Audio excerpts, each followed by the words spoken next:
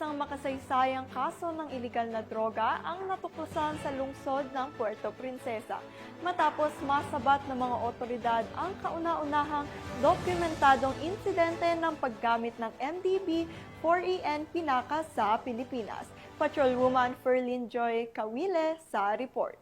Ugnay ng matagumpay na operasyon ng Puerto Princesa City Police Office noong Agosto 11, 5 kabataan ang naaresto matapos mahuli sa isang bypass operation sa Barangay San Miguel, Puerto Princesa City. Nakumpiska sa mga sospek ang mga sachet ng pinaghinalaang marijuana at iba't ibang anyo ng synthetic cannabinoid. Kinumpirma ng Philippine National Police Forensic Group na kabilang sa mga nakumpiskang substansya ang MDMB-4N Pinaka, isang mapanganib na uri ng synthetic cannabinoid na unang beses pa lamang natuklasan sa Pilipinas. Ang MDMB-4N Pinaka po is a controlled substance under Republic Act 9165. Ito po ay synthetic cannabinoid under the family of cannabis or marijuana. What was discovered dun po sa Puerto Princesa, dito po nakita po, unang na-discover actually credit to Puerto Princesa City Forensic Unit under the leadership of Police Lieutenant Colonel Rafi Rojas and of course our forensic chemist, Police Captain Ardos Mangao.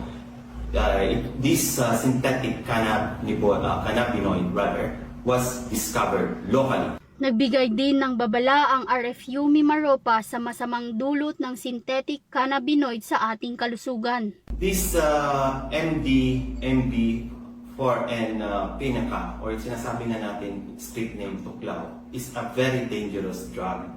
In fact po, may mga pag-aaral po, a single pack po ng Tuklaw na yan po is 69 times more toxic po than the regular THC or marijuana po. So ito pong na-discover po na recent event na 3 individual manifesting seizure or convulsion, makikita po natin doon ang effect nun. And based on report, only on few puffs po nangisay po sila or nagkaroon ng seizure. Again, hindi lang po yun ang bad effect. There are studies na meron, it can even cause death din po.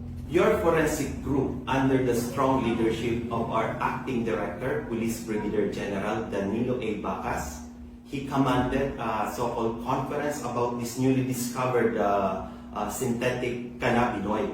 In fact, one of his directives is really to spread the information sa lower ranks and especially sa lower units especially sa public po through different platforms. Rest assured na ang inyong forensic group po will always be strong and will be faithful in its mandate to find truth and justice through science. So again, mabuhay po ang RFU 4B, mabuhay po ang forensic group, at mabuhay po ang bagong Pilipinas po.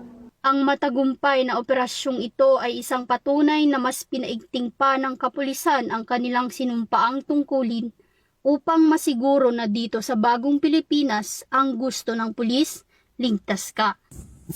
Mula dito sa Calapan City, Oriental, Mindoro, ako ang iyong PNN correspondent, Patrolwoman Ferlyn Joy Cawile, alagad ng batas, tagataguyod ng balitang pulis.